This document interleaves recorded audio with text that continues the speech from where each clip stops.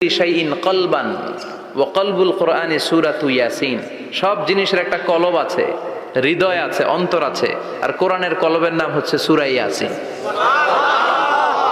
বিশ্বনবী বললেন ইন্না লিকুল্লি শাইইন কলবান, সব জিনিসের একটা কলব আছে।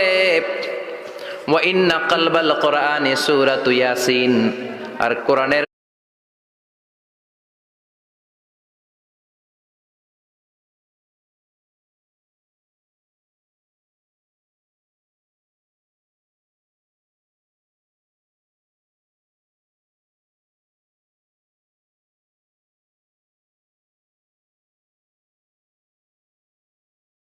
কলবের নাম হলো সূরাতু ইয়াসিন।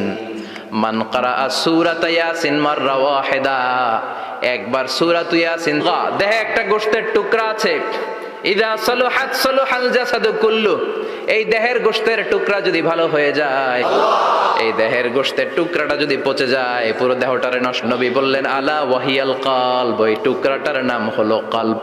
টুকরাটার নাম কি? এজন্য কলবের মধ্যে আল্লাহর জিকির বসাইতে হবে। কি বসাবেন? নাকি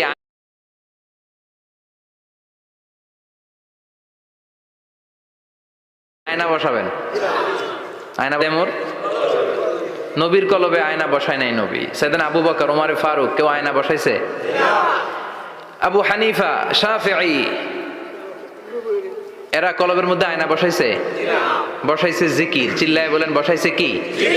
এজন্য আল্লাহ বললেন আলা বিযিক্রিল্লাহি তাতমাইন্নুল কুলুব। দুনিয়ার কোন জিনিস দিয়ে কলব ঠান্ডা হয় না, দুনিয়ার কোন জিনিস দিয়ে কলব পরিচ্ছন্ন হয় না। কলব শুধু পরিচ্ছন্ন হয় একটা জিনিস দিয়ে, লা ইলাহা ইল্লাল্লাহ, লা ইলাহা ইল্লাল্লাহু মুহাম্মাদুর রাসূলুল্লাহ সাল্লাল্লাহু আলাইহি ওয়াসাল্লাম। তাহলে কোরআনের একটা কলব আছে আমাদের দেহে।